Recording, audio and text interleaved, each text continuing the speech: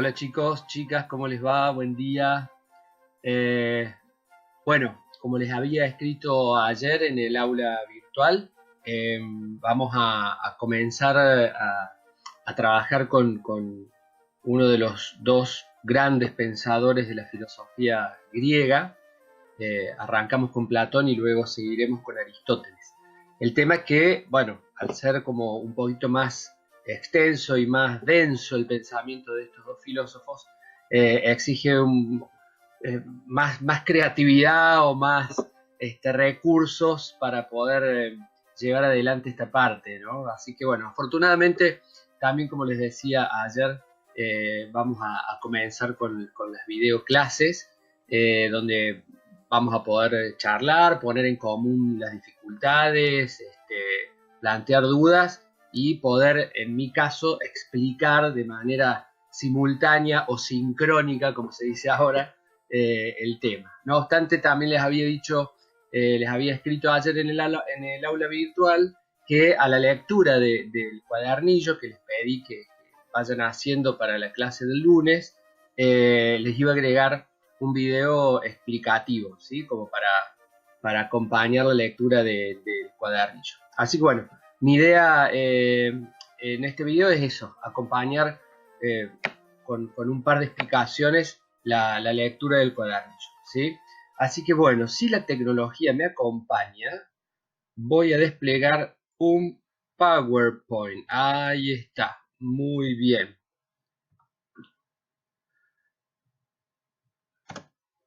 Bueno, lo primero que hay que pensar para poder entender y poder situarnos en continuidad con estos filósofos, son estos dos pensamientos, esos dos pensadores presocráticos que influyeron de alguna manera también en el pensamiento de Platón y de Aristóteles.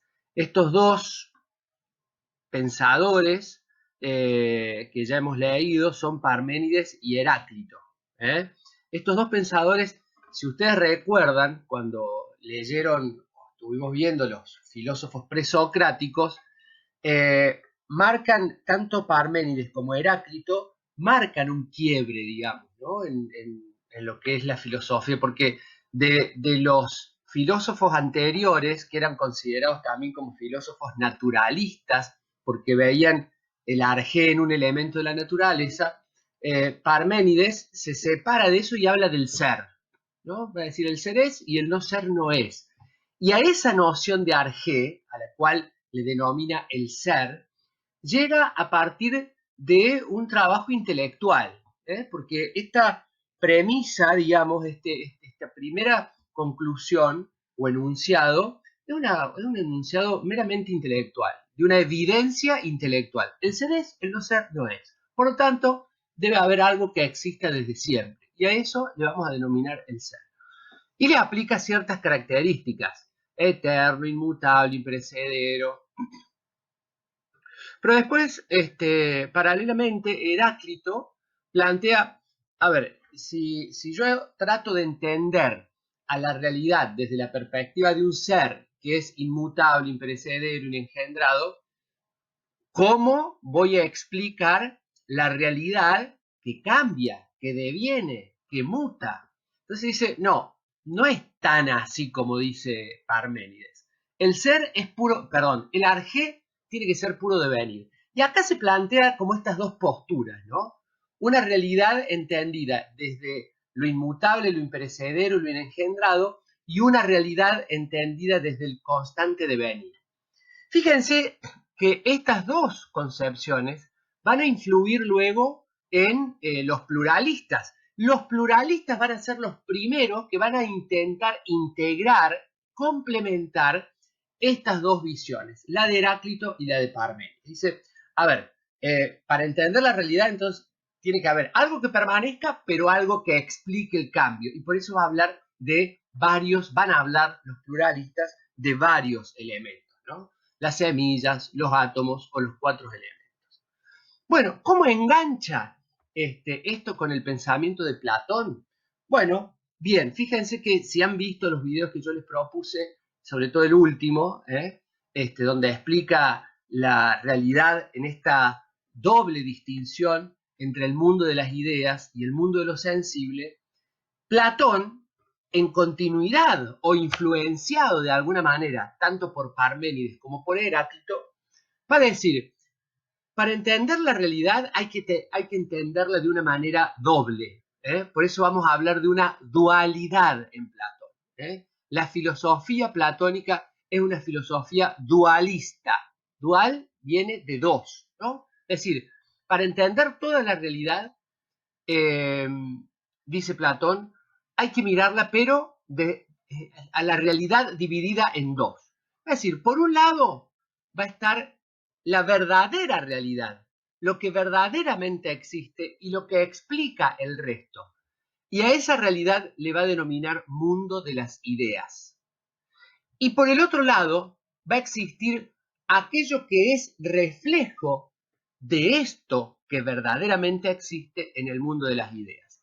Y a este mundo en donde se ve el reflejo de lo que verdaderamente existe en el mundo de las ideas, le va a denominar el mundo de lo sensible o mundo de las sombras, ¿no? Entonces ahí plantea justamente dos realidades. Parte la realidad en dos, en el mundo de las ideas y en el mundo de lo sensible, ¿sí? Al mundo de las ideas le va a denominar también mundo inteligible, porque es donde efectivamente se pueden conocer las cosas, en el mundo de las ideas. Va a decir Platón, los sentidos nos engañan. Los sentidos nos engañan. La función del conocimiento es poder entender y descubrir nuevamente aquello que existe de manera verdadera, pero en esta realidad inteligible que es el mundo de las ideas. Y fíjense, acá planteamos la continuidad con Parménides y Heráclito. ¿Por qué?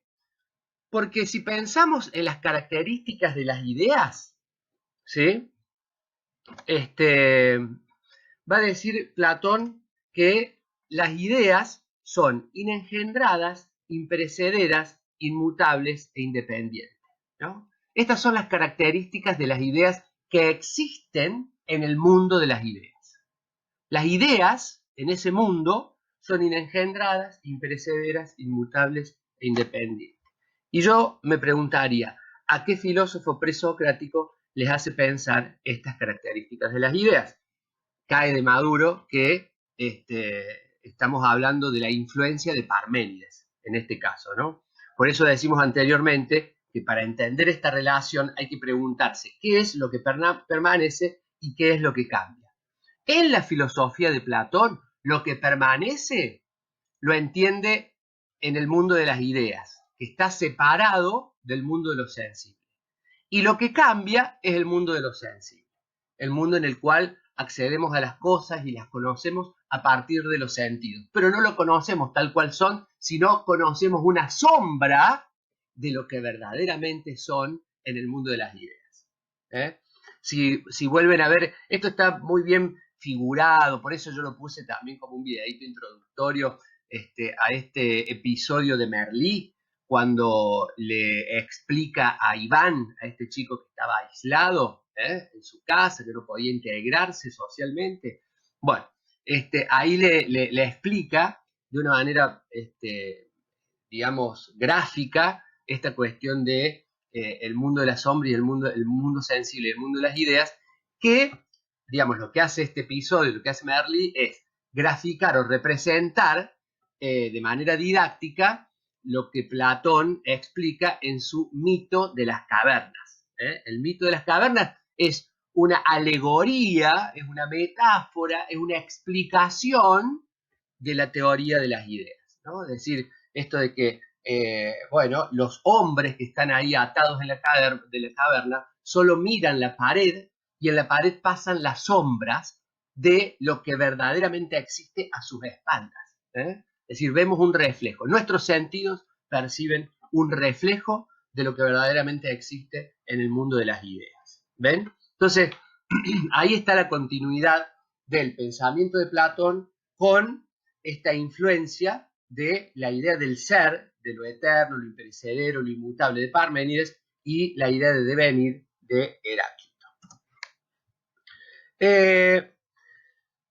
Yo me voy a centrar básicamente en este punto B que ustedes tienen en el, no sé si es el punto B, pero digo, en la teoría de las ideas, en el cuadernillo, hay primero las características de las ideas, creo que después habla de qué realidades hay ideas y luego habla del significado de las ideas. Bueno, yo voy a tirar un par de pistas para poder entender esto y que después lo podamos dialogar el lunes en nuestra clase, ¿sí?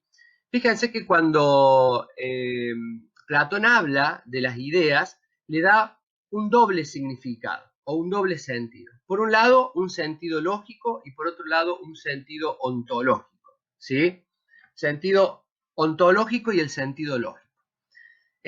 Cuando hablamos de lo ontológico, en filosofía estamos hablando de aquello que se pregunta por la realidad de las cosas.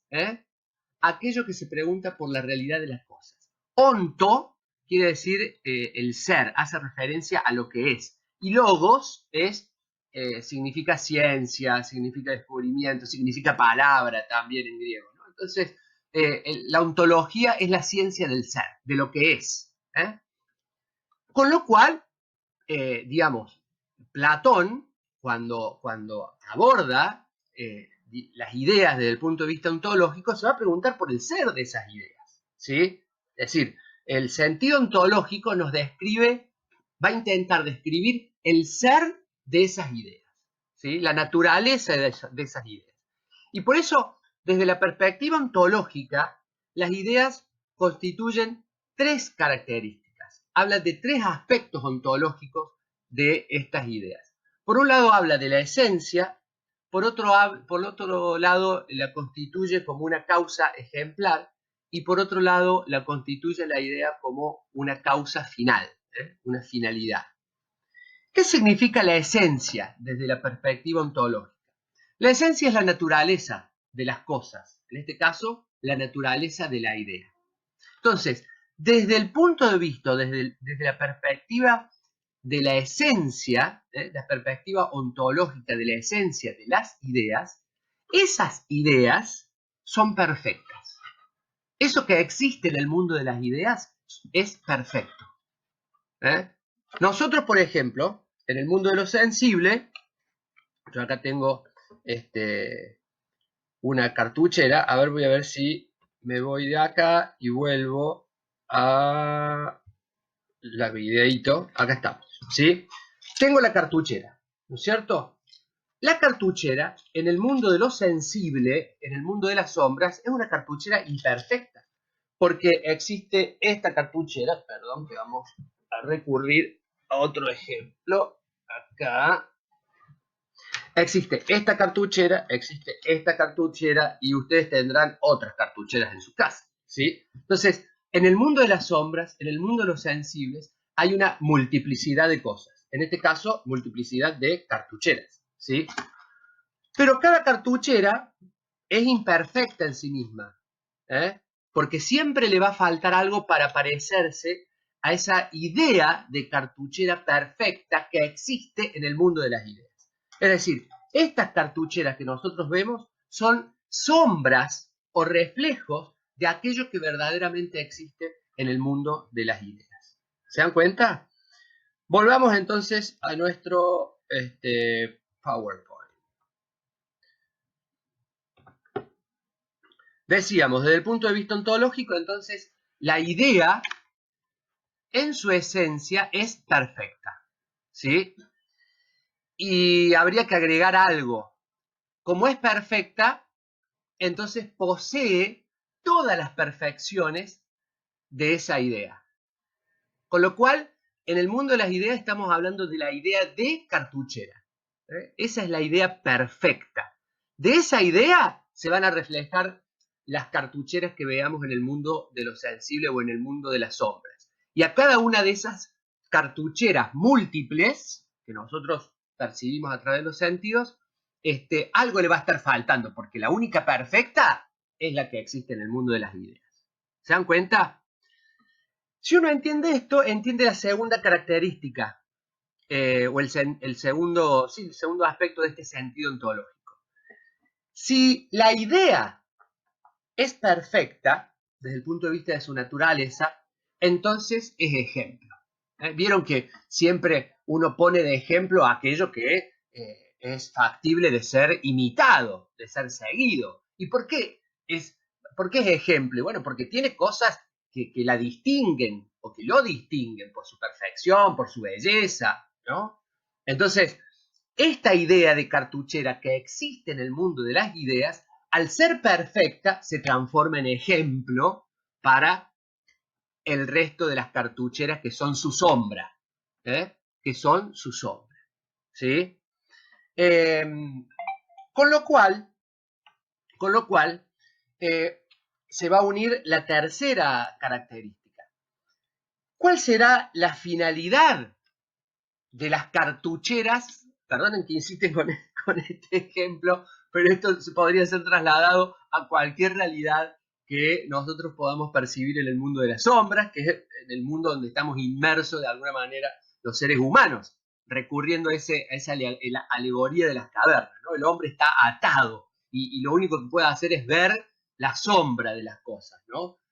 La misión del hombre, que eso lo vamos a ver cuando veamos la idea de hombre en Platón, es liberarse de esas cadenas para contemplar nuevamente la verdadera realidad en el mundo de las ideas.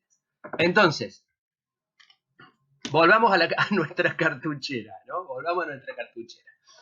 La idea de cartuchera que existe en el mundo de las ideas es perfecta, es decir, posee todas las características y todas las perfecciones. Las cartucheras que nosotros percibimos por los sentidos son múltiples y variadas y por eso son imperfectas, ¿sí? La idea de cartuchera, al ser perfecta, va a ser un ejemplo para estas cartucheras que nosotros percibimos en el mundo de los sentidos o en el mundo de las sombras. Entonces la pregunta es, ¿cuál va a ser la finalidad de las cartucheras que existen en el mundo de los sentidos o en el mundo de las sombras, mundo de lo sensible?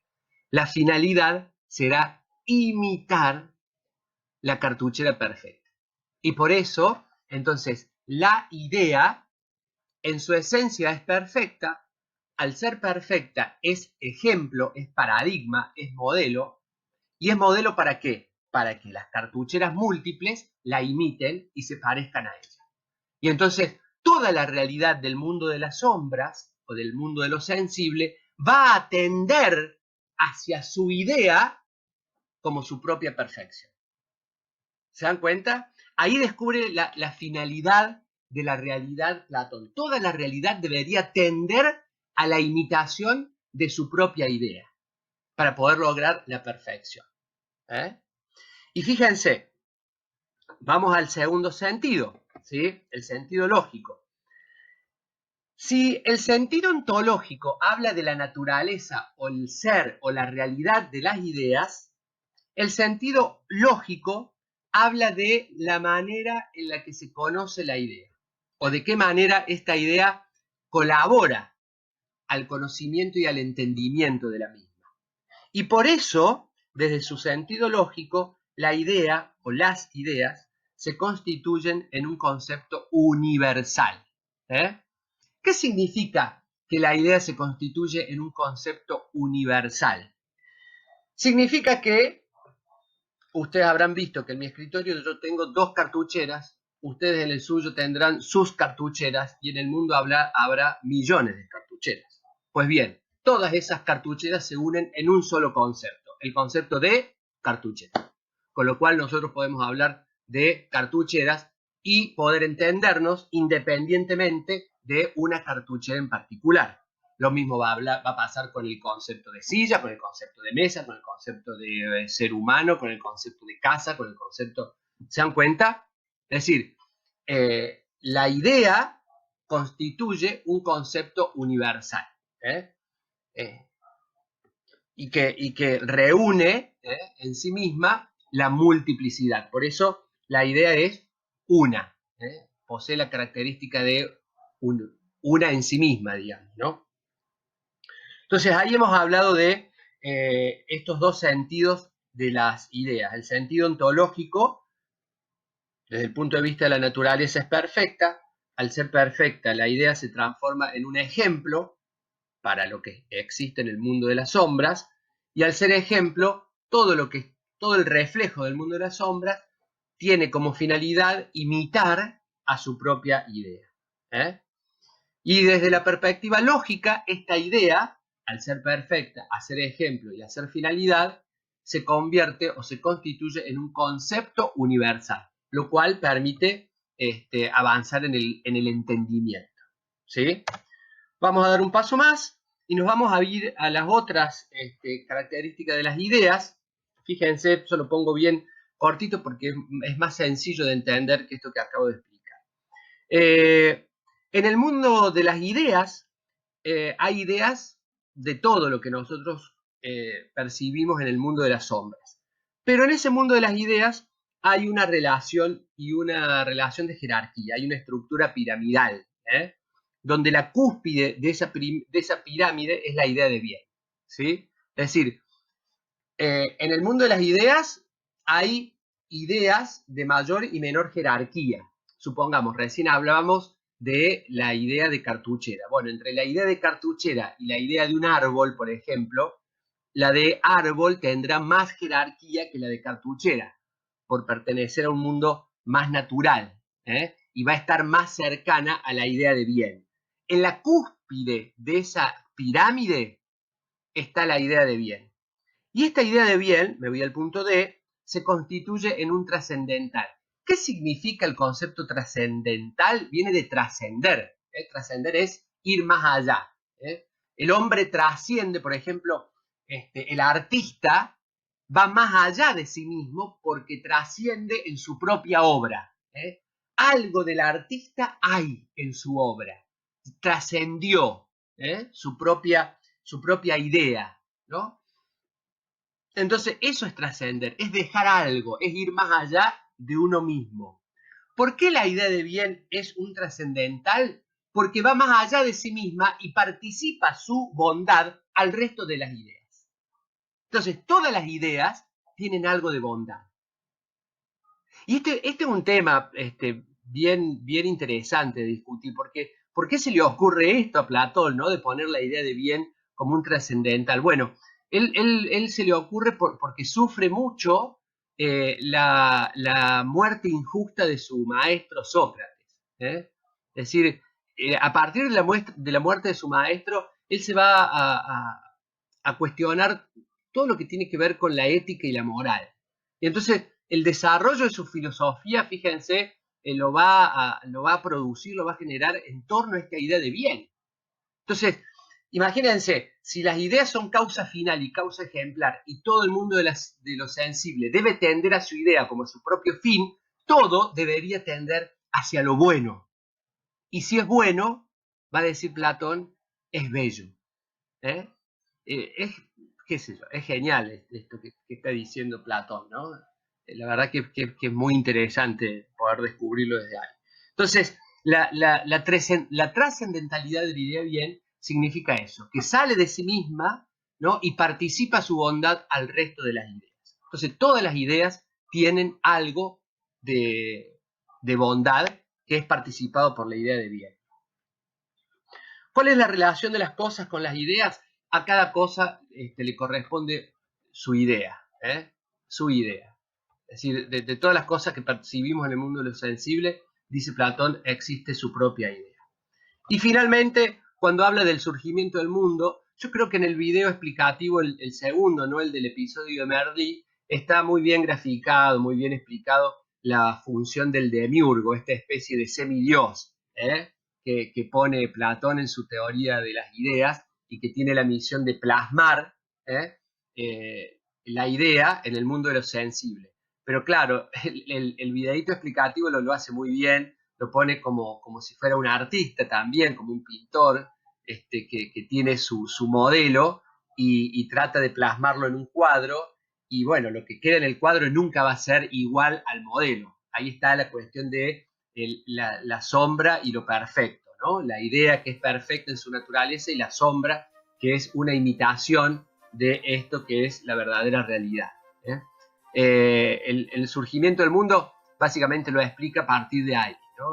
de esta función de este semidios que es el demiurgo. Semidios, ¿por qué? Porque saquémonos de la cabeza la idea del Dios creador, que es una idea judeo-cristiana, ¿no? Este semidios no es creador. Las cosas ya existen desde siempre y son eternas. Existieron y están ahí desde siempre. La función de este demiurgo es simplemente copiar, plasmar. Y evidentemente al ser una copia, siempre va a ser una copia imperfecta. Bueno, vieron que esto nos va a llevar tiempo entenderlo, pero es muy, muy interesante poder pensarlo, ¿no? Hay más cosas, obviamente, en esta filosofía de Platón. Algunas resultarán más interesantes que otras, pero esto es fundamental. Si uno entiende la teoría de las ideas, si uno entiende la dualidad, básicamente tiene como un camino bastante allanado para comprender lo que es la filosofía de Platón, ¿no? Así que bueno, mis queridos, vamos a volver acá, ¿no? Espero que les haya sido útil la explicación. Obviamente que cualquier duda que exista, ya nos vamos a poder empezar a ver en nuestra... Uy, me acabo de ir, acá estamos de vuelta. Nos vamos a poder ver en nuestras videoclases. Así que bueno, por ahora los dejo y que tengan una hermosa jornada, una fantástica semana. Y me quedo con las ganas de que llegue pronto el lunes para poder